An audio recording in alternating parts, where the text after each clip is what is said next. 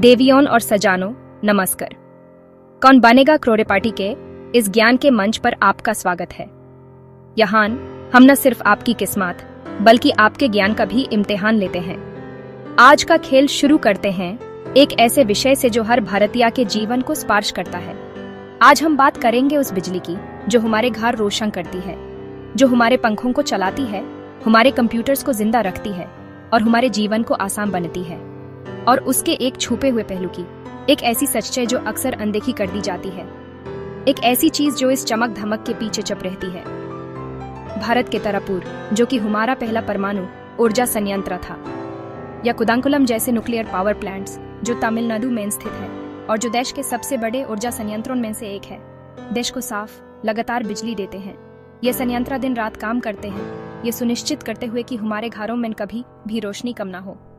In plants में परमाणु को तोड़कर ऊर्जा मिलती है, एक प्रक्रिया जिसे न्यूक्लियर फिशन कहते हैं। इस प्रक्रिया में उरानियम जैसे पदार्थों के परमाणुओं को नियंत्रित रूप से तोड़ा जाता है, बिना कार्बन डाइऑक्साइड के, जो कि अन्य ऊर्जा स्रोतों से उत्पन्न होती है। इसलिए इसे क्लीन एनर्जी कहते हैं। यह एक साफ और सस्टेनेबल विकल्प है जो पर्यावरण को कम नुकसान पहुंचाता है। लेकिन जब ये ऊर्जा बनती है, जब ये रिएक्टर्स अपना काम करते हैं, तो पीछे बचता है न्यूक्लियर वेस्ट, एक ऐसी समस्या जिसे हम नजरअंदाज नहीं कर सकते। परमाणु कचरा, ये कचरा का एक प्रकार का होता है और इसका प्रबंधन एक जटिल प्रक्रिया है। ये मामूली कचरा नहीं, ये कोई आम कचरा नहीं है जिसे हम ऐसे ही फेंक सकते हैं, बल्कि बहुत रेडियो एक्टिव और खतरनाक होता है। इसमें ऐसे तत्व होते हैं जो हजारों सालों तक खतरनाक बने रह सकते हैं। इस वेस्ट का सुरक्षित प्रबंधन, इसका सही तरीके से स्टोरेज और डिस्पोजल हमारे वैज्ञानिकों की सबसे बड़ी जिम्मेदारी है। उन्हें इस बात का ध्यान रखना होता है कि यह कचरा किसी भी तरह से पर्यावरण या मनुष्य के लिए खतरा न बने। तो आज हम समझेंगे, आज हम इस रहस्य से पर्दा उठाएंगे। न्यूक्लियर वेस्ट है क्या, इसकी उत्पत्ति कैसे होती है और इसमें क्या क्या शामिल होता है, क्यों महत्वपूर्ण है, क्यों इसका प्रबंधन इतना जरूरी है और इसके दुर्घटनापूर्ण परिणाम क्या हो सकते हैं, और भारत इसे कैसे संभाल रहा है। हम देखेंगे कि भारत इस समस्या से निपटने के लिए कौन सी तकनीकों और स्ट्रेटजीज का उपयोग कर रहा है। ये कहानी है विज्ञान जिम्मेदारी और एक ऐसे चैलेंज की और एक सुरक्षित भविष्य की, एक ऐसा भविष्य जहां हम ऊर्जा का उपयोग भी कर सकें और अपने पर्यावरण को भी सुरक्षित रख सकें। ज्ञान ही शक्ति है और इस ज्ञान से हम अपने भविष्य को बेहतर बना सकते हैं। चलिए इस सफर की शुरुआत करते हैं। आइए हम सब मिलकर इस महत्वपूर्ण विषय को समझें। कंप्यूटर जी, अगला प्रश्न लॉक किया जाए। अब देखते हैं कि कौन इस ज्ञान के खेल में आगे बढ़ता है। आइए अगले पड़ाव की ओर बढ़ते हैं और देखते हैं कि हमें और कौन से नए तथ्य और जानकारियां मिलते हैं। तो न्यूक्लियर वेस्ट आखिर है क्या?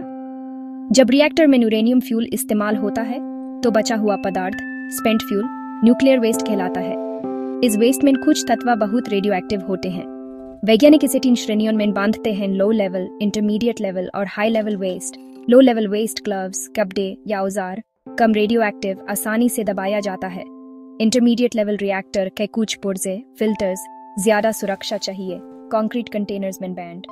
हाई लेवल वेस्ट सबसे ज्यादा रेडियो एक्टिव, रिएक्टर से सीधा निकालता है, हजारों साल तक खतरनाक। इसलिए हाई लेवल वेस्ट का प्रबंधन सबसे मुश्किल और महत्वपूर्ण है। भारत में इसके लिए एडवांस्ड व्यवस्था है।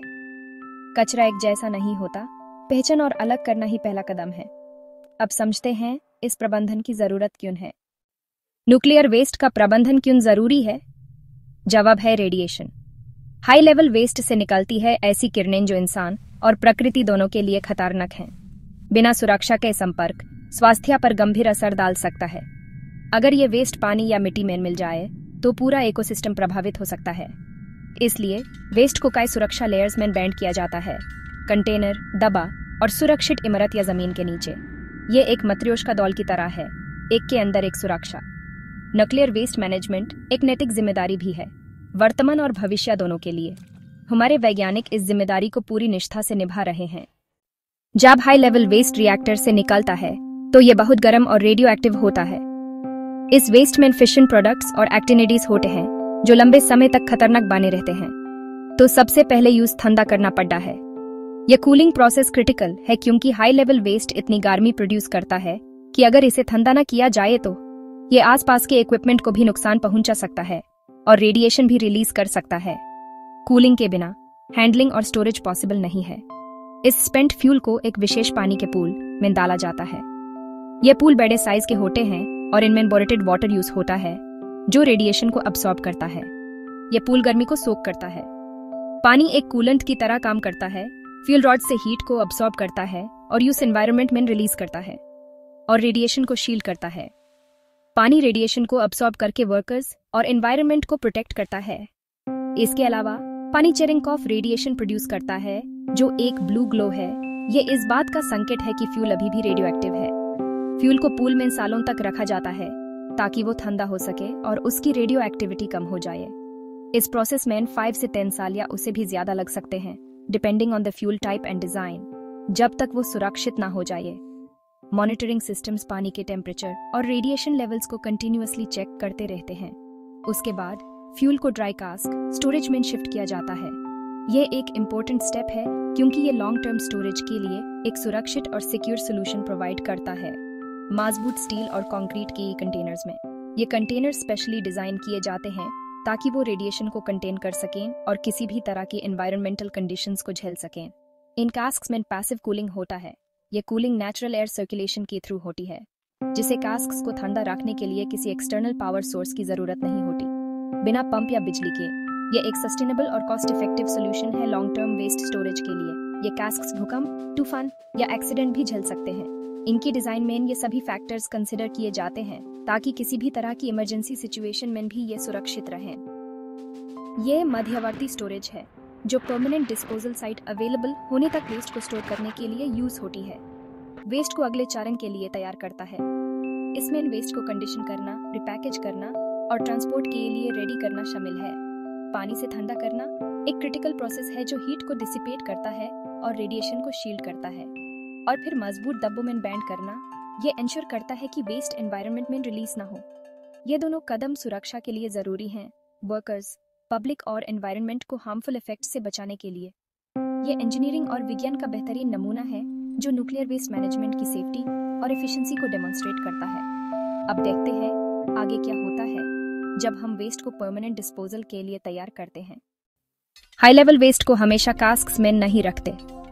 कुछ वेस्ट ऐसे भी होते हैं जिनको कास्क्स में रखना प्रैक्टिकल नहीं होता। यहाँ आती है विट्रिफिकेशन यानी कांचीकरण। यह एक ऐसी प्रक्रिया है जिसमें वेस्ट को कांच में बदल दिया जाता है। लिक्विड वेस्ट को कांच बनाने वाले केमिकल्स के साथ मिलाकर एक विशेष मिश्रण बनाया जाता है। इस मिश्रण में वेस्ट के रेडियो एक्टिव तत्व समा जाते हैं। फिर इस मिश्रण को एक भाटी में गर्म किया जाता है। भाटी का टेम्परेचर इतना ज्यादा होता है कि सब कुछ पिघल कर एक हो जाए। जब ये ठंडा होता है तो ये धीरे धीरे सॉलिड बन जाता है और रेडियो एक्टिव तत्व कांच के ब्लॉक में फंस जाते हैं। कांच एक मजबूत मैट्रिक्स बनाता है जो इन तत्वों को लीक होने से बचाता है। ये कांच पानी में नहीं घुलता, इसलिए रेडियो एक्टिव तत्व पानी में नहीं जाते। केमिकल रिएक्शन से नहीं बिगड़ता, इसलिए ये कांच लाखों साल तक इंटैक्ट रहता है और लाखों साल तक सुरक्षित रहता है। ये एक परमानेंट स्टोरेज सोल्यूशन है। इस विट्रिफिकेशन से वेस्ट को मैनेज करना बहुत आसान हो जाता है। वेस्ट का वॉल्यूम भी कम हो जाता है। भारत के तारापुर और त्रोम्बे प्लांट्स में ये तकनीक सफलतापूर्वक इस्तेमाल हो रही है। भारत इस तकनीक में आगे है। कांच के ब्लॉक्स को स्टेनलेस स्टील कैनिस्टर्स में सील किया जाता है। ये कैनिस्टर्स बहुत मजबूत होते हैं। ये कैनिस्टर्स एक और सुरक्षा परत जोड़ते हैं। इन कैनिस्टर्स से रेडियो एक्टिव तत्वों का लीक होना इम्पॉसिबल हो जाता है। अब ये कैनिस्टर्स गहरी जमीन के नीचे जाने के लिए तैयार हैं। जमीन के नीचे ये कैनिस्टर्स लाखों साल तक सुरक्षित रहेंगे। विज्ञान ने खतरे को सुरक्षा में बदल दिया है। विट्रिफिकेशन एक शक्तिशाली तकनीक है जो न्यूक्लियर वेस्ट को सुरक्षित रूप से मैनेज करने में मदद करती है। अब विट्रिफाइड वेस्ट कैनिस्टर्स को कहाँ रखा जाए? जवाब है डीप जियोलॉजिकल रिपोजिटरी। ये जमीन के सैकड़ों मीटर नीचे मजबूत चट्टानों के बीच बनाया जाता है। जगह का चुनाव बहुत सावधानी से होता है। भूकंप, पानी और चट्टानों की स्टेबिलिटी देखी जाती है। सुरंगों का जाल बनता है जहां कैनिस्टर्स बफर मटेरियल से घिरे होते हैं। सुरंगों को सील कर दिया जाता है। वेस्ट हजारों साल तक सुरक्षित रहता है। यह मानव इंजीनियरिंग और दूरदृष्टि का प्रतीक है। दुनिया के कई देश जैसे फिनलैंड ऐसी रिपोजिटरीज बना रहे हैं। भारत भी रिसर्च कर रहा है, सही जगह की तलाश में है।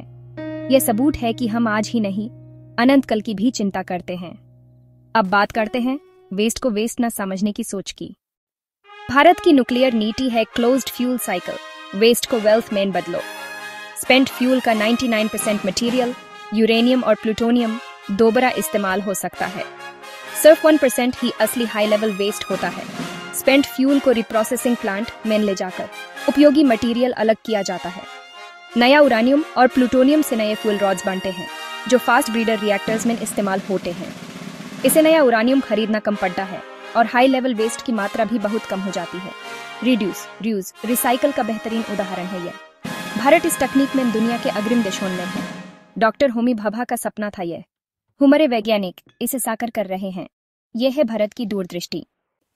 इस पूर्व प्रबंधन के पीछे हिंडबर्ग और NPCIL, BARC, Bhabha Atomic Research Centre, waste management की तकनीकों पर रिसर्च करता है, सुरक्षा मानक बनाता है और मॉनिटरिंग करता है।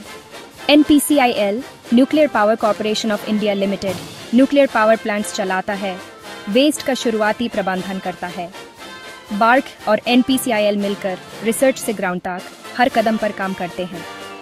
Atomic energy regulatory board AERB भी इन सब पर निगरानी रखता है। ये सब मिलकर एक सुरक्षा चक्र बनाते हैं। इनका योगदान अमूल्य है। ये हमारे असली गमनाम नायक हैं। अब देखते हैं भविष्य की तकनीकों की तरफ। भविष्य में भारत का फोकस है थोरियम पर। दुनिया का सबसे बड़ा थोरियम भंडार हमारे पास है। थोरियम बेस्ड रिएक्टर से हाई लेवल वेस्ट बहुत कम बनता है और उसकी रेडियो एक्टिविटी भी जल्दी खत्म हो जाती है। इनमें प्लूटोनियम जैसा हथियार ग्रेड मटेरियल नहीं बनता, इसलिए ये और भी सुरक्षित हैं। Advanced small modular reactors SMRs जैसे नए कॉन्सेप्ट्स भी आ रहे हैं। ये छोटे, इनहेरेंटली सेफ और कम वेस्ट वाले रिएक्टर्स हैं। भारत भी इन तकनीकों पर रिसर्च कर रहा है। चुनौतियां हैं, लेकिन हमारे पास विज्ञान की शक्ति और एक सुरक्षित भविष्य का सपना है। हमने दुनिया के सामने मिसाल पेश की है। ज्ञान का ये सफर जारी रहेगा। शुभ रात्रि।